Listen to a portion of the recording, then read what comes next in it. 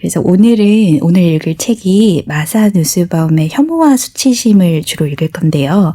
그 마사 누스바움이라는 학자가 굉장히 약간 힙한 힙스터 학자처럼 좀 책 읽는 분들 사이에서 다뤄지는 경향이 있어요. 근데 처음 들어보시는 분들도 계실 것 같아서 이제 간략하게 소개해 드리려고요. 이제 어떤 분인지 그 책 날개의 소개를 요약해서 제가 한번 읽어볼게요. 마사 누스바움, 세계적으로 영향력 있는 지식인이자 2014년 인터넷에서 가장 많이 인용되고 검색 링크된 사상가로 이제 노엄 촘스키와 공동으로 22위에 선정됐고요. 법철학자면서 정치철학자, 윤리학자, 고전학자, 여성학자고 움베르트 에코 등과 함께 이제 이 외교 전문지인가 봐요. 포린 폴리식에 선정한 세계 100대 지성에 두 차례 뽑힌 석학입니다. 이제 시카고대 교수님이시고요. 또 여자분이세요. 그래서 저명한 학자이다 보니까 어떤 인터뷰나 인용 같은 거는 이제 종종 이제 접할 기회가 꽤 있지 않나. 한 번쯤 들어본 이름이 아닌가 싶어요. 그런데 원전을 이제 처음부터 끝까지 읽기 사실 좀 부담스러울 수도 있을 것 같아요. 좀 어렵기도 하고요. 이게 저 또한 제대로 처음부터 끝까지 읽어보는 건 이재님 도움으로 처음이에요. 그런데 오늘 방송은 그래도 전문가시잖아요.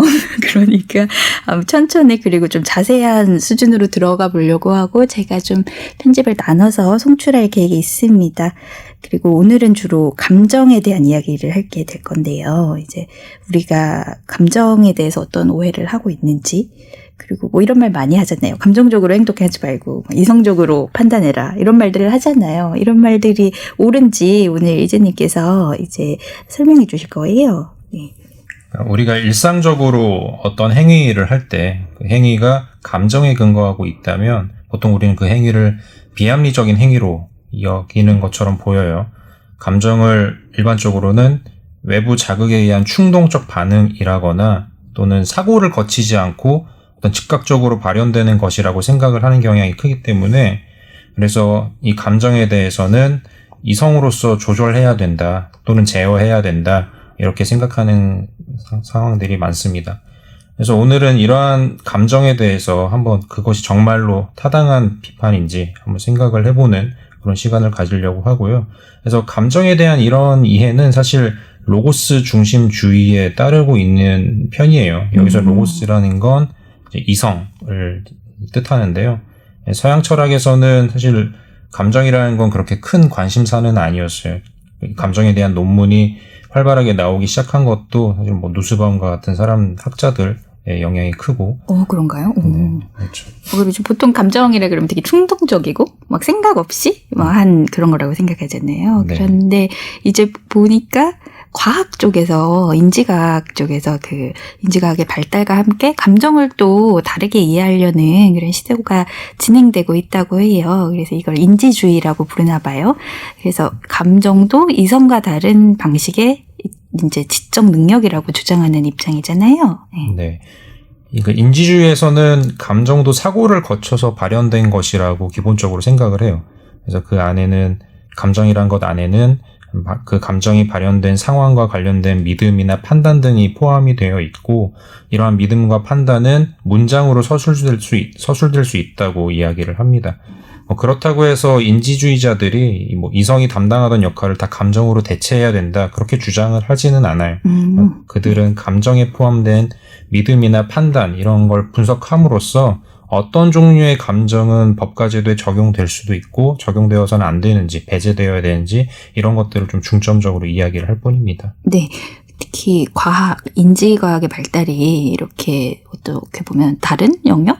철학과 법적인 제도에 영향을 준다는 게 제가 이번 독서에서 제가 굉장히 인상 깊고 좀 충격적이기도 한 부분이었거든요. 그리고 인지주의에서 주장하고 있는 감정이 어떤 이제 생각?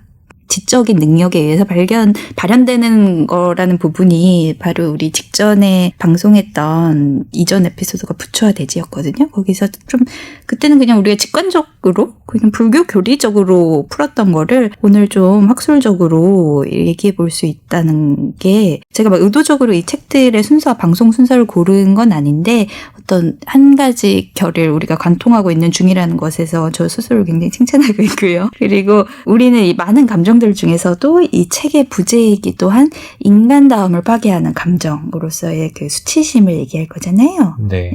일단은 인지주의 노선이라고 하면 그 대표 철학자는 소개해드린 마사 누스바움인데요. 그는 인지주의에서도 강한 인지주의를 표방을 하고 있어요.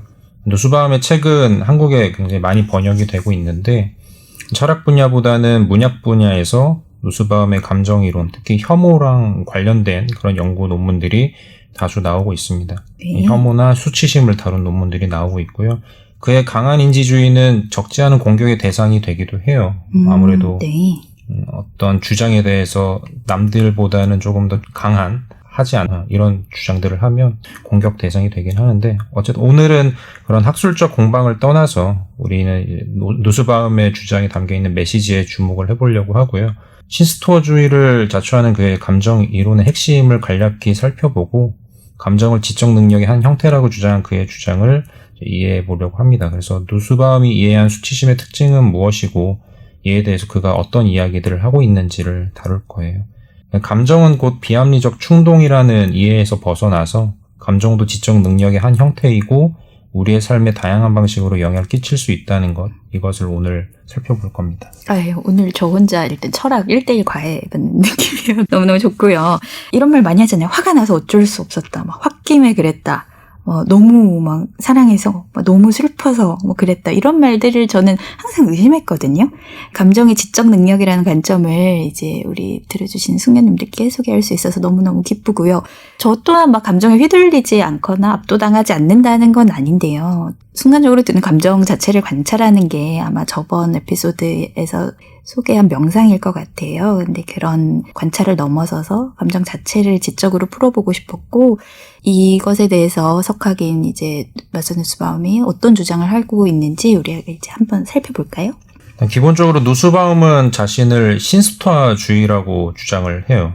남들이 너는 신스토아주의야 라고 얘기하기보다는 본인 스스로가 이런 입장을 표방을 하고 있는데요. 네. 그러니까 자기의 어떤 입장을 무엇에 근거해서 이렇게 규정을 하고 있는지 스토아파의 감정 이론에 대해서 먼저 간략하게 이해를 할 필요가 있는 것 같습니다. 스토아파는 기원전 4세기 말경에 제논에 의해서 시작된 학파예요. 이재님이 저를 이제 가르쳐 주시느라 이렇게 정리해 주셨어요. 보면은 스토아파를 우리 한번 중고등학교 때 배웠을 것 같아요. 그걸 다룰 때는 에피쿠로스 학파와의 비교를 통해서 언급을 하는데 제가 에피쿠로스 학파에 대해서 먼저 짧게 소개해 드릴게요. 왜냐하면은 약간 에피쿠로스 학파가 쾌락주의고 스토아파가 금욕주의라서 약간 반대되는 것처럼 좀 이해하고 있잖아요. 저도 그렇게 생각하고 있었거든요. 근데 에피쿠로스는 인간의 삶에서 우리 알다시피 쾌락을 강조하였던 사상가인데 여기서 쾌락이 모든 정신적, 육체적 고통으로부터의 해방을 뜻한대요. 그래서 키레네 학파는 순간적이고 육체적이고 동적인 쾌락을 추구했던 것과 이제 구분해야 된다고 하네요. 에피쿠로스는 그에 비해서는 지속적이고 정적인 쾌락을 추구했다고요. 이게 아타락시아, 평정심이라고 하나 봐요. 오묘하지 않는 마음의 평안한 상태로서의 쾌락이래요. 그리고 이러한 쾌락이 우리에게 행복을 가져다 준다고 에피쿠로스 학파가 생각했나 봐요. 그죠? 근데 아무튼 에피쿠로스 학파의 입장이 이거고 그래서 스토아파는요? 네. 스토아파 이야기를 해보면 일단 스토아파를 만들었다고 하는 제논은 이 우주의 질서로서 로고스라는 걸 굉장히 중요하게 생각을 했던 사상가입니다. 네. 이 세계에 존재하는 모든 것은 물질로 이루어져 있다는 유물론을 주장을 했었는데요. 이 물질들 안에 내재해 있는 질서가 로고스라고 이렇게 이야기를 합니다.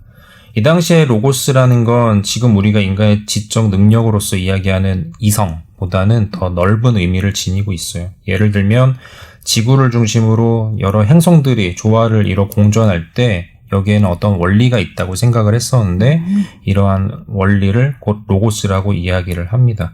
인간이 이성적 존재인 것도 결국에는 이 로고스에 의한 것이라고 보아요. 그러니까 제논은 로고스가 우주의 원리이듯이 이성이 인간의 원리여야만 한다고 이야기를 하고 있고 그래야만 인간은 자연과 조화롭게 살아갈 수 있다고 보았었던 것이죠. 네. 제논을 위시한 스토아학파의 사상가들은 행복과 쾌락은 무관하다고 생각을 했습니다. 행복이라는 건 원리에 따라서 이성적으로 판단하고 감정에 사로잡히지 않으며 욕정을 극복하는 것 등으로 탄다고 주장을 했었어요.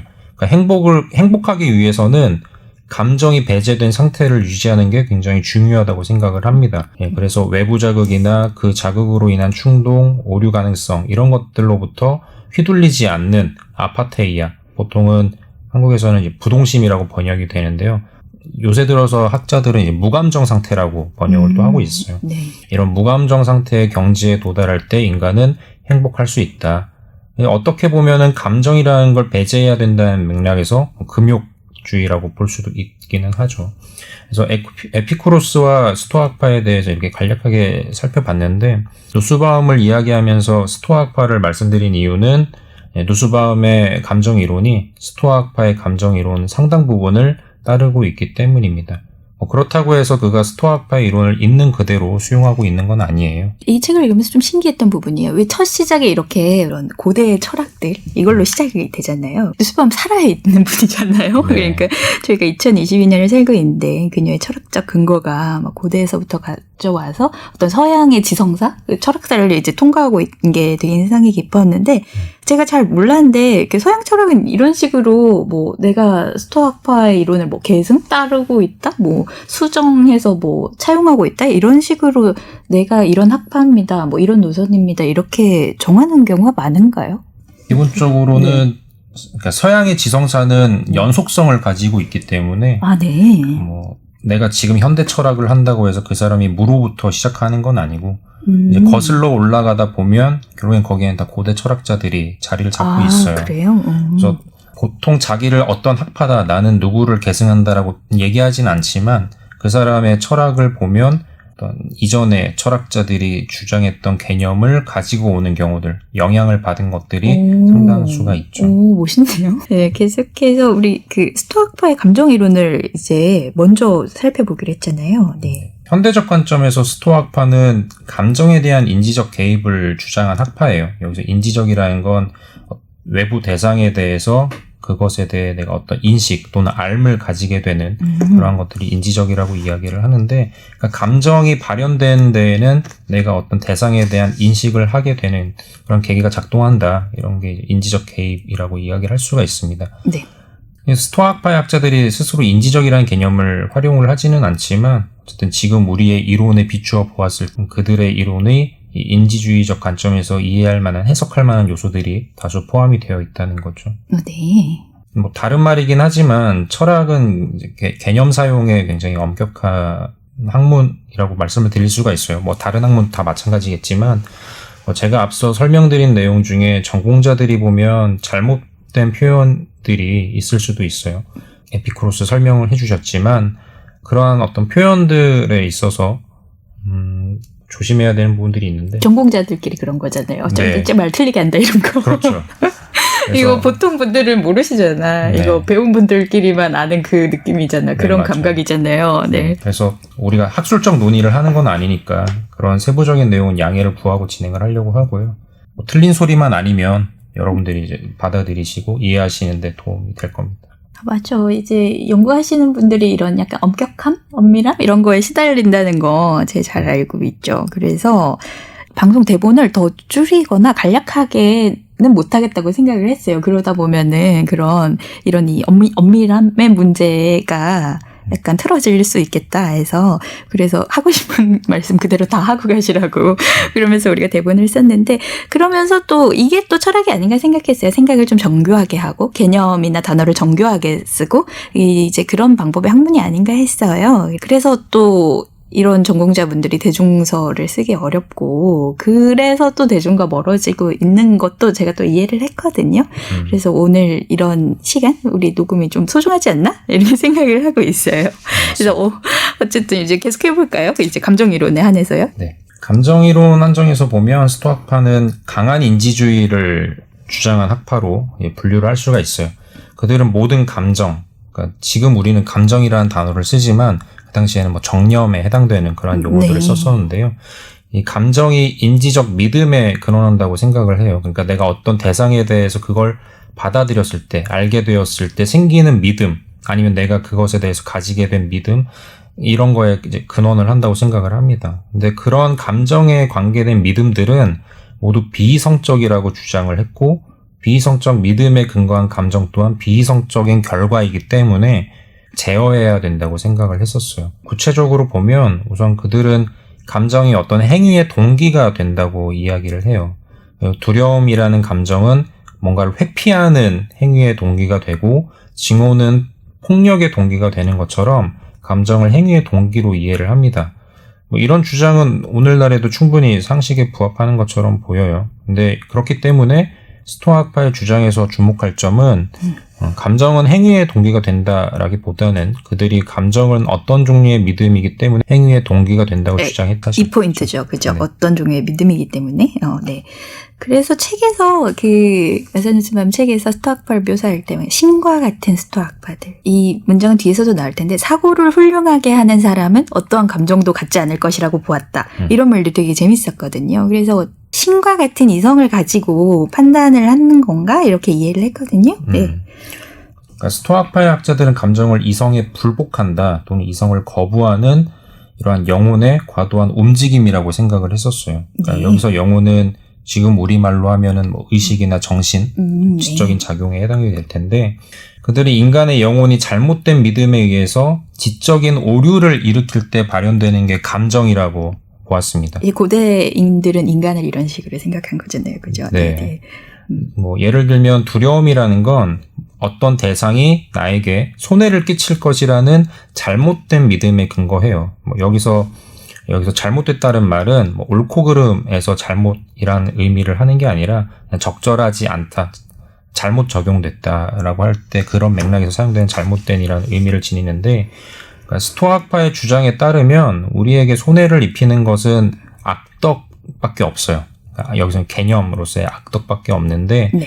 악덕 이외의 우리에게 어떠한 손해도 끼치지 못합니다. 악덕만이 우리에게 손해를 끼칠 수 있어요. 그런데 그것 이외의 대상으로부터 우리가 두려움을 느낀다면, 두려움이 발생된다면 사실 그것은 정당화될 수 없는 잘못된 감정이라는 거죠. 그러니까 네. 적절하지 않게 발현된 감정이라는 거예요. 만약에 어떤 사람이 영화 속에 등장하는 연쇄 살인마를 보면서 두려움을 느낀다면 그것은 이제 스토아파의 관점에서 잘못된 감정인 거죠. 왜냐하면 영화 속에 있는 등장인물이 나에게는 어떠한 손해도 끼칠 수가 없기 때문에 그래서 그런 두려움을 느끼는 건 비이성적이다라고 이야기를 합니다. 고대인들의 삶에서는 예를 들고 있는 게 있어요. 책에서 보면 뭐 이런 거예요. 뭐 사소한 모욕에 불같이 화내다 뭐 이러면은 이제 비이성적인 믿음에 근거한 약간 잘못된 감정이라는 거잖아요.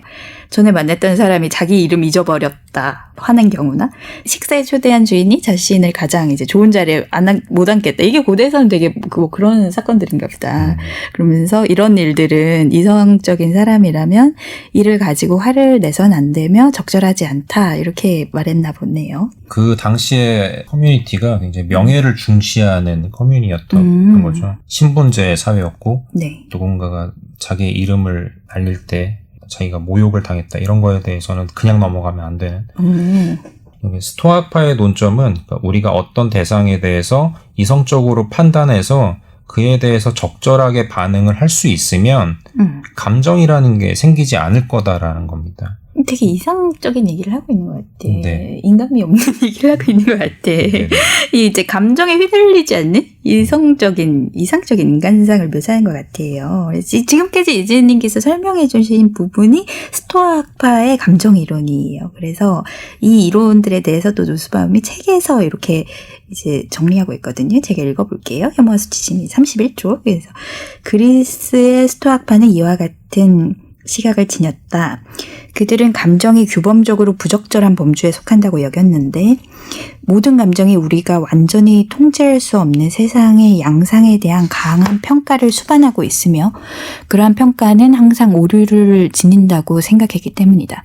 사고를 훌륭하게 하는 사람은 어떠한 감정도 갖지 않을 것이라고 본 것이다. 제가 재밌게 읽었다고 한 부분이었잖아요. 네. 네. 감정은 대상에 대한 비이성적 믿음 또는 판단에 의해서 우리의 영혼이 혼란스러워지면 발현되는 것이고 그러한 믿음 또는 판단은 뭐 예를 들어서 저것은 나에게 해를 끼칠 것이고 그렇기에 나의 삶에 좋지 않다와 같은 평가를 담고 있다는 말이죠. 누스바움은 이러한 스토아파의 주장에서 감정은 세상의 양상에 대한 평가를 수반한다는 내용은 맞다고 평가를 해요. 네. 그 이외의 것은 다 이제 부정을 합니다. 네네. 그래서 그렇게 누스바움은 자신의 감정 이론을 제시를 하게 되죠. 스토아파의 감정 이론에 대해서 지금까지 길게 설명을 드렸는데 이 설명에서는 인지주의라는 말은 최근 인지과학의 발달과 함께 정립된 말이지만 고대 사상가들 중에도 감정을 그와 같은 방식으로 이해하던 학파가 있었다. 그렇게 스토아파에 대해서는 이해를 하시고 넘어가시면 될 것 같아요. 그래서 제가 고대 사람이나 현대 학자나 비슷한 생각을 어쨌든 하는 거잖아요. 그래서 어떻게 보면 고대에는 과학이 없었던 거죠. 과학이나 기술이 없는데 그 사람들은 이제 고대 그리스에서 가만히 앉아서 토론해서 알아낸 거잖아요. 그래서 인간의 그러니까 과학적으로 증명이 어려웠던 거지 인간의 어떤 지력이나 지능은 이미 이제 고대나 현대나 비슷해서 이제 같은 수준이 아닌가? 이런 생각을 하면서 읽었어요.